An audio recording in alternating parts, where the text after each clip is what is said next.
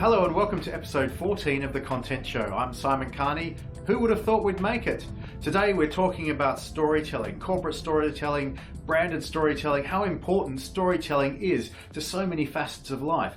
We'll be talking about how Barack Obama underpinned his leadership by using storytelling, and how Tesla propped up its share price for years and years based on purely its story.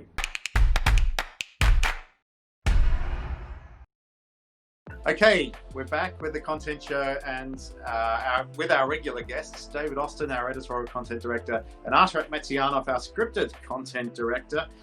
And today we're talking about storytelling. How are you guys? Fine, thanks. How are you, Simon? Nice to see you again. Yeah, I'm very good. I'm very good. It's been a long time since we saw each other face to face, but I was in the office the other day. I was too, but not at the same time. Say what? Of course. Yep. Socially distant. Mm-hmm. Yeah. We're very following all the regulations. We never meet. Exactly. I could argue that the three of us are pretty much socially distant most of the time, to be honest. Can't Yeah, I agree think that more. might be true, yeah. So we're talking about storytelling. We had a great interview last week with Jeff Spencer from Microsoft. His role is as a storyteller, a corporate storyteller. He was a journalist and foreign correspondent for many years and has transitioned to corporate storytelling, but taking the skills of the journalist with him. And if you want to watch that interview, we can share the card just up here. Just click on that.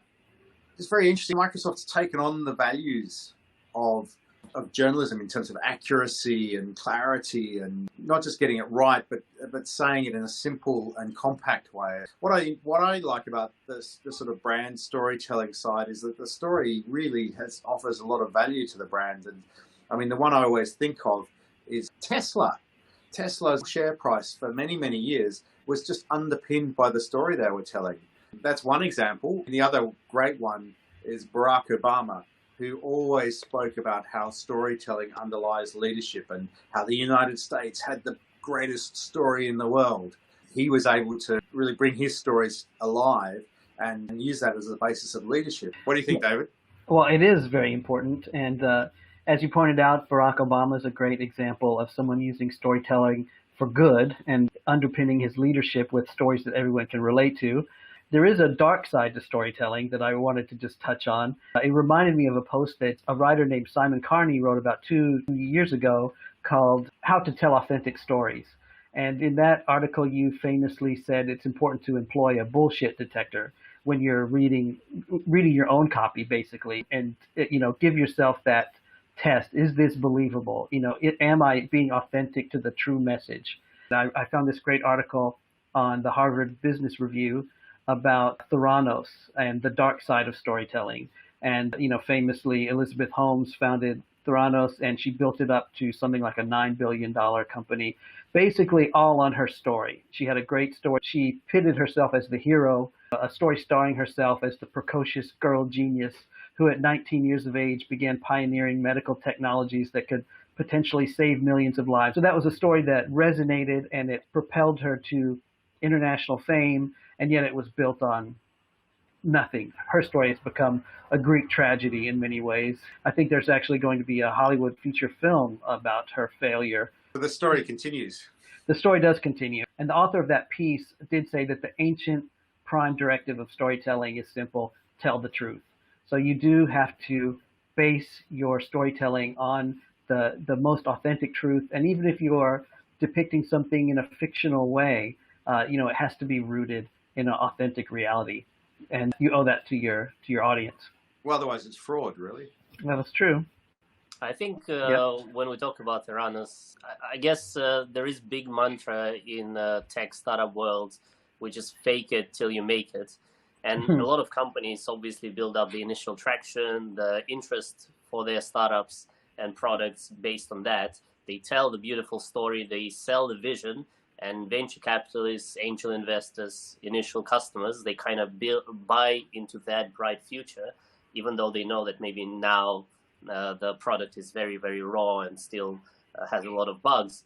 But as you said, that there is a dark side to that some founders kind of like just capitalize on these lies in a way to build up something that is kind of really, really huge. So I guess we can say probably WeWork is another recent big example of how storytelling can be kind of questionable in terms of whether it's really correlated with a solid financial model. That was sold to millions and millions of people around the world. That was sold to big corporate investors.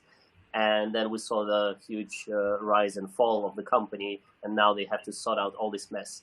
So I guess storytelling is very important in the way, like, you don't just try to sell like the product or features and buy me, or just throw a lot of data on people. You try to connect the dots, you try to resonate with the pain of the audiences, but at the same time, you still have to have some solid foundation behind the scenes, like something tangible has to be offered as a service or as a product. So yeah, I guess it's a balance. I mean, trust is so important, and Jeff said that without trust, you've got nothing. Having a connection, just being interesting, getting the audience to care about what you're writing about, but also understanding that, like, when you're a big company like Microsoft, they have so many touch points in people's lives. There is a role for them to be telling their own stories. Should this actually be codified somewhere? Or it probably is. It probably is. Maybe we should do some research real quick. Yeah. But Truth in advertising. You know, obviously in journalism schools it's codified, but you have so many people entering the field from all different disciplines, or maybe from no discipline. So it is something that we should talk about, that there is a responsibility. And of course, I mean, I think most companies have some kind of underlying, ethics clauses in their contracts. But also, I mean, public companies have responsibilities in that regard. So it probably is codified in one way or another. In business school, when we studied ethics and corporate social responsibility, that was always kind of at the beginning of the class, and I was like, that's a joke, right? Ethics in business. So I guess there is a certain stigma, and that's why I guess like small businesses and startups, they have a bit of advantage because they always those sort of from right to reach, right? There's underdogs that kind of the underdogs actually have this trust, and they don't have this hidden agenda. They actually care about people. And that's like you see the conflicting stories and conflicting archetypes and characters that are floating in the corporate world. They're authentic by default in some ways. Yeah, unless they then ruin this sort of trust. But I guess another thing to the trust and kind of interest and overall storytelling, we just need to understand that all the companies that produce all the content for online purposes, again, they're competing not against other tech companies or other brands in general. They're competing with any other forms of entertainment and information available. So that's why when you compare the storytelling, and as David mentioned, like, it's important to have truth, but that's also like a question in filmmaking, for example, like what is true in filmmaking, right? Because a lot of that, even if it's documentary, it's still kind of scripted and exaggerated version of reality, but it's about building this sort of alternative truth. What is even true in the media anymore? Fake news. Exactly. So that's why bullshit detector is very important. Artur, you mentioned data, but our brains shut down when we're presented with raw facts. It's just not engaging. Whereas if you wrap data in a story, it is engaging, and it becomes, you can make that data really interesting and really, really insightful and add meaning to it. I was just reading earlier a book by a guy called Jonah Berger. He's a marketing professor at Wharton Business School in the United States. And he talks about storytelling as like a Trojan horse, which is sort of wrapping up your message and allowing that to get into people's heads, getting your ideas and your message and hopefully your product into people's heads. And I don't think there's anything wrong with that. That's what we do as storytellers. We want the audience. So it's quite a complicated but interesting field to be talking about. And if I can pull it back to Microsoft one last time, one of the angles that Microsoft takes in a lot of their communication is about trust, as you said, and having a trusted network. Because as they point out, the way that technology has advanced, and it's so omnipresent, and there's so many other companies offering similar services, when it comes down to it, your final decision is going to be, who do you trust? Because it will be just as easy to click one as the other. But if you have an established trust with a company like Microsoft, you're more likely to stay with them. Yeah, and then that's what Berger was saying, was that it becomes kind of akin to word of mouth, because word of mouth recommendations are actually told as stories. And word of mouth is trusted immensely, dozens of times more than typical advertising messages, for instance. Mm-hmm. Okay, so let's get into the branded content picks of the week. And the first one's really interesting because it's an interactive presentation about learning the piano in lockdown. And this really spoke to me because I've been practicing the piano every day for nearly a year. And this is so like fast forward from when I was like 15 to, well, I'm not going to say how old I am now. But it's been a really amazing journey. So this really spoke to me. Artur, maybe tell us a bit about this and why you picked it. Well, the designer, the Christoph Niemann, I learned about him in the Abstract series that was on Netflix, and then I think now it's live on YouTube, where they featured different artists, and he was basically there was a 1-hour documentary episode about his illustration work, and he's just an insanely creative person in multiple ways. So I subscribed to his studio newsletter, and basically it landed in my email, which is, I guess, another reminder for brands that you have to communicate what you're doing, because otherwise people will not know.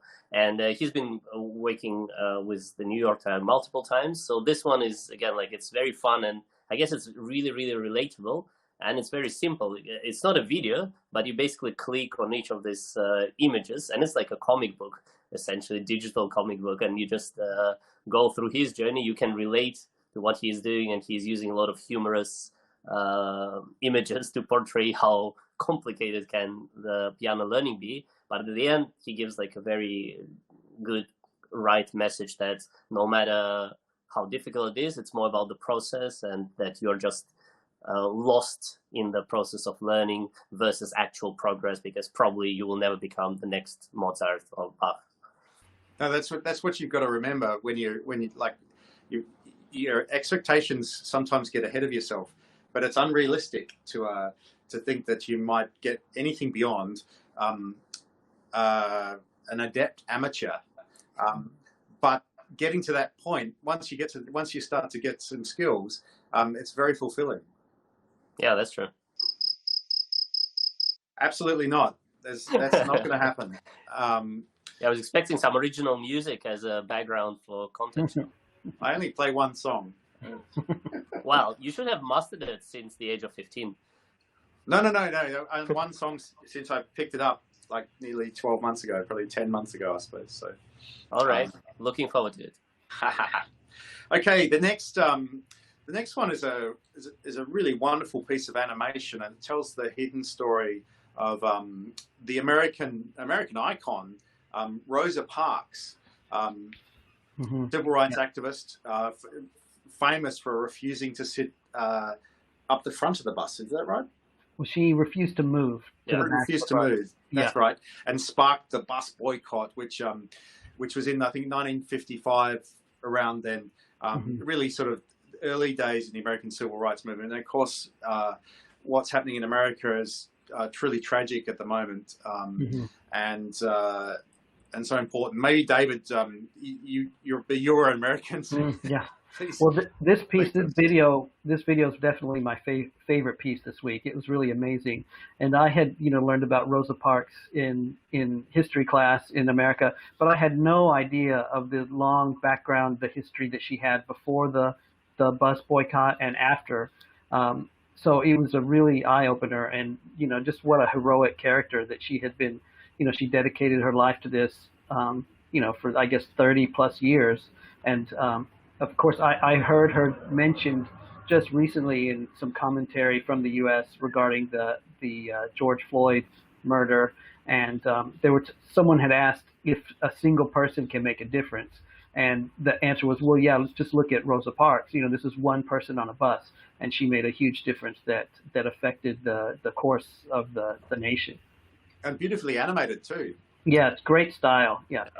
I just want to add on that basically they managed to capture so many years of her life into very tight 4 minutes, and you actually watch 4 minutes and you didn't even notice that it was so so fast. And the style is very nicely done, kind of noir with a lot of kind of retro elements. But again, like essentially you have a lot of facts, and then you just package it into interesting story and present it in a visually engaging way. Yeah, really good visual storytelling. Exactly. So next up, I guess a complete change of gear. Razer, the Singaporean gaming technology company, and like gaming and esports are just continue to take off, and are probably after this this whole pandemic are going to emerge as a real powerhouse. Yes, yeah. The video itself is not that impressive as video making goes, but the content I thought was pretty interesting. In one way, it made me kind of proud that a homegrown company like Razer is taking this opportunity and like really growing. And regionally, just to see the amount of participation of gamers from around Southeast Asia, Myanmar, Brunei, and how this has become just a great avenue for them for, not just fun, but professional development and, socializing. It's really impressive, the scale of this gaming contest. And also, I guess it's a great example of making your audience the main hero of the story that you're telling, right? Yeah, because exactly. You essentially have those 3 kids. Maybe when they were growing up, maybe people were making fun of them, right? But now you have like very cool kind of hero style shots of them, and they tell their story. I like the guy from Brunei. He said that he started in 2010, and look at me now, like 9-10 years later, our team beat the team that was the champion for 9 years in a row. So like, don't give up. But a nice advice: don't forget about your studies. Yes, yeah, he had that good practical advice, which I'm sure his parents were happy to hear. His mum is so proud. Yeah. And then there's one from Accenture, which Artur really is this kind of isometric style that we're seeing a lot of at the moment. Yeah, we are actually doing one isometric video for one of our clients currently, and Accenture released a series of small videos, basically educational videos on the basics of cloud, and that one talks about what is cloud in general, how it helps with sharing a lot of files and projects, and also what type of cloud exists, like the private cloud, the publicly available cloud that we are using, and of course the hybrid cloud that is kind of like the trend, and basically how a lot of companies are exploring this multi-cloud approach. So just a very simple visual way to explain maybe sometimes complicated terms, so that people just get it.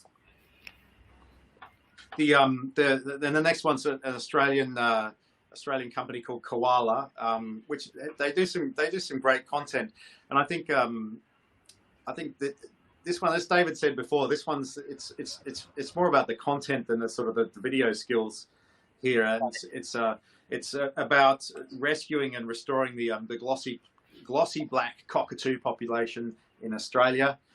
Notice how my accent just turned on there. Yeah. And tears of joy and nostalgia running down his face. Well, not so much, because the devastating bushfires, which are in some ways all but forgotten earlier this year because of the pandemic now.